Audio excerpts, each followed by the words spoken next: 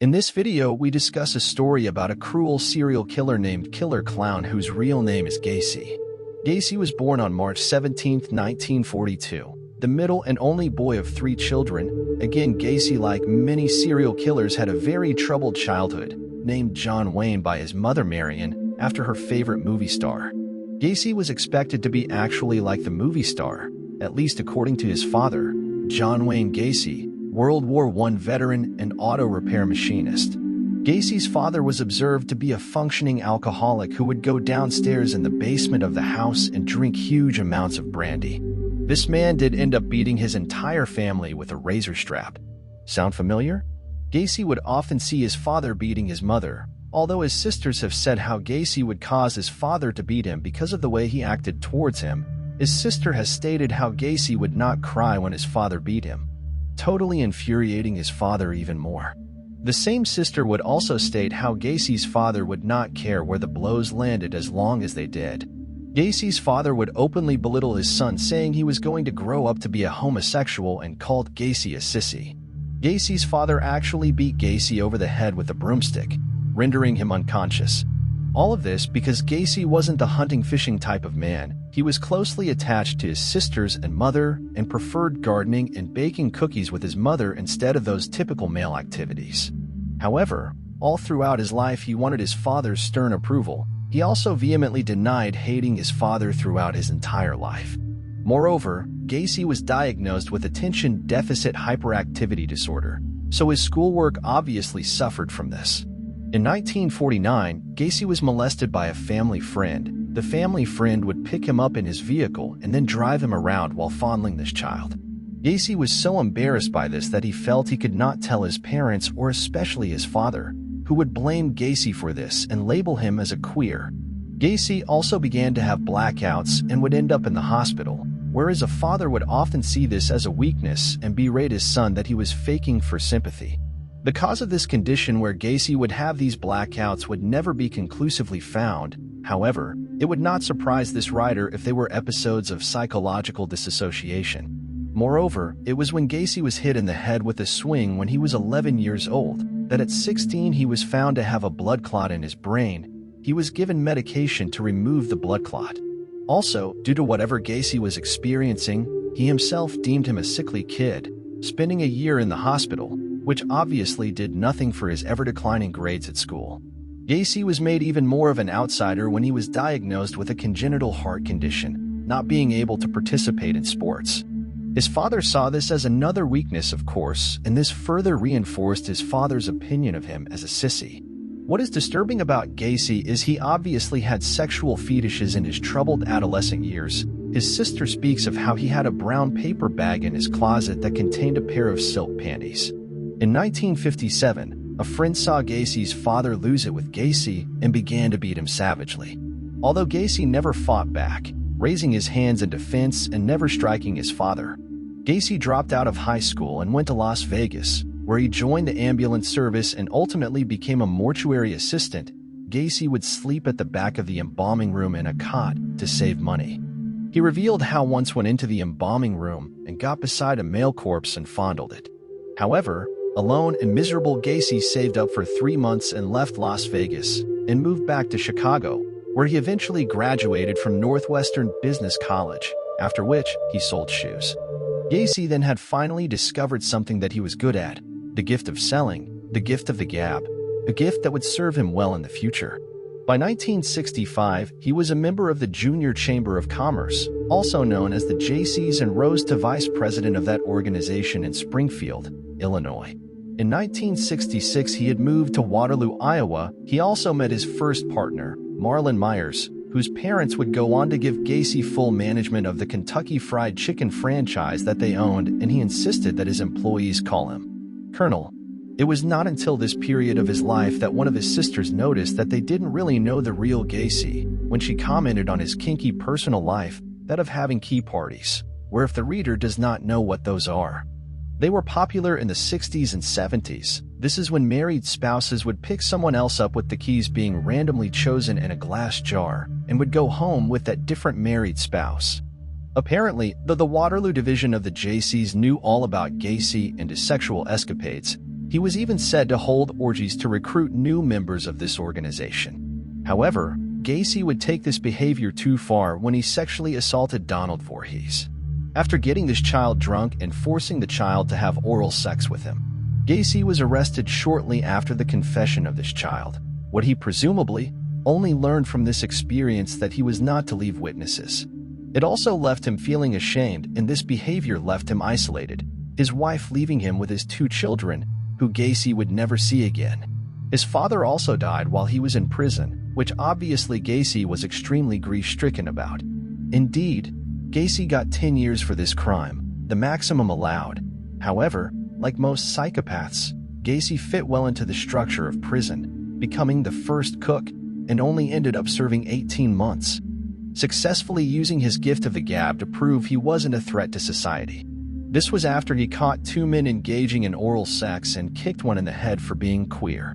After he got out of prison, Gacy then moved in with his mother and got a job as a short-order cook, hiding his criminal background until police started investigating him for the disappearances of young boys. By the time the reader gets to this point, it all seems that the police kept giving Gacy chances. For example, on February 12, 1971, Gacy was charged with disorderly conduct. A teenage boy claimed that Gacy picked him up in his car and tried to force the boy into having sex with him, although Gacy was saved from this incident when the young man did not appear in court over this matter. Yet another disturbing example of Gacy getting away with his sexual offenses was on June 22, 1972, when another young man said that Gacy flashed a detective's badge at him and forced him into his car to have sex with him. The charges were for some reason dropped?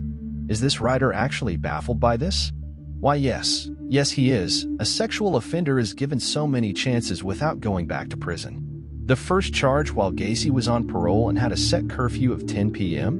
In 1972, Gacy formed his own construction company called Painting, Decorating, and Maintenance, PDM. In June of that same year, Gacy married Carol Huff, who moved into his house with a 4-foot crawl space. By 1975, however, Gacy's marriage with Huff had deteriorated to the point where he openly left homosexual pornography all over the house. The Gacys divorced in March of 1976. This is after his wife had found driver licenses of younger men all over the house and Gacy had been out all night. Once Gacy's wife had left, it was cruising time as far as he was concerned. Daryl Sampson vanished after he was last seen on April 6, 1976. 5 weeks later, Randall Refet disappeared after walking home from Sin High School. Hours later after this event, Gacy proved himself to be a homicidal maniac by abducting 15-year-old Samuel Stapleton as he walked home from his sister's apartment. Both youths were found in Gacy's crawl space. Gacy would go on to murder 33 victims in his killing mania of 1976 to 1978. It may be that Gacy was bipolar and not just bisexual, as he himself made a definite point of emphasizing. This is an individual that was so in denial that after the police dug up 29 bodies that were in his crawl space, he could not admit that he was a homosexual. How much in denial do you have to be about your own sexuality? To be found with 29 bodies of teenage boys between the ages of 14 to 18 years old, one victim being 25 years old, does that not give some indication that if you have tortured and murdered all of these young men, that you are possibly homosexual? Although Gacy had his defensive arguments that he wasn't in the house at the time, ring extremely hollow, and quite frankly this writer is not interested in them. An analysis of Gacy's crimes would be that the reason that he kept all of those 29 bodies in his crawl space is that Gacy had a commodity fetish for these men. They were more like products that you would pick up from your local supermarket. He owned them. They were his, forever. Moreover, that Gacy viewed these men as nothing more than flies he swatted after picking them up. Gacy also told the late legendary FBI profiler Robert Ressler after his conviction that his victims were worthless little queers and punks. Ressler then asked Gacy, "Aren't you a homosexual, too?" Gacy apparently responded with that he was looking for quick, easy sex with transient males. Gacy described these young men as garbage people, and that was why it took him so long to be caught.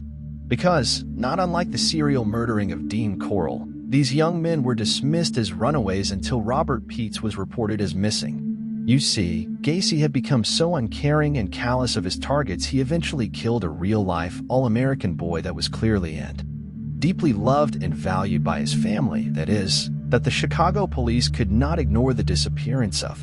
In fact, there is something downright compulsive in Gacy's behavior, to quote the late neurologist, Dr. Jonathan Pincus. The methodical compulsive aspect of serial killers and the sexual content of their motivation and actions set them apart from most ordinary killers. Each serial killer has a different method of operation that incorporates the crime details that have idiosyncratic sexual meaning. Also, the prevailing motivation of the dozen or so serial killers I have examined is to dominate and control others. This obsessive-compulsive quality of serial killers may prevent them from being violent when they cannot do it the right way. For example, when they are incarcerated, the need for the right time, place, and victim both stamps these acts as bizarre and protects fellow inmates from the serial killer's vulnerabilities to violent action. In this way, they differ from ordinary killers, but they are not normal people who suddenly become serial killers because they are evil. All of this and a little more of a plot twist from a young man called Jason Moss, who claimed to be the last victim of Gacy. This writer just says, "Give me a break." Moss would go on to release a book based on his written correspondence with Richard Ramirez, Charles Manson, and John Wayne Gacy. Pretending at least to Gacy that he was a gay hustler, this writer has both read the book and seen the film. This writer would suggest that you read the book because the film is excruciatingly long and just downright cringeworthy. Mainly because the main antagonist in the film is way too manly to be played as Gacy. Gacy was an effeminate weirdo who was in complete blanket denial of his own sexuality. Besides from that, Gacy also saw a young man of a punk group called G.G. Allin, of the punk rock group G.G. Allin, and the Murder Junkies. Therefore, Moss's argument that he was the last victim is completely false and misleading. Gacy was executed by lethal injection on May 9, 1994.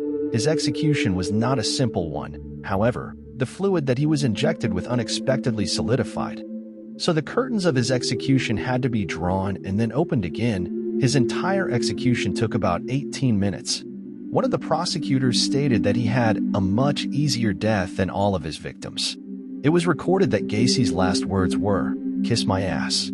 If this article gives you any sympathy for Gacy, please remember that he had 33 victims that were actually counted. How many he actually killed? Who knows? Gacy surpassed the serial killer record until Gary Ridgway came along. As the prosecutor from his trial mentioned as he tore down the victims' photos of their faces, show him mercy? Because he never showed an ounce of mercy towards his victims. So this is the story of Clown the Killer. Thanks for watching. For more like video and subscribe the channel, remember to turn the bell icon. See you in the next episode.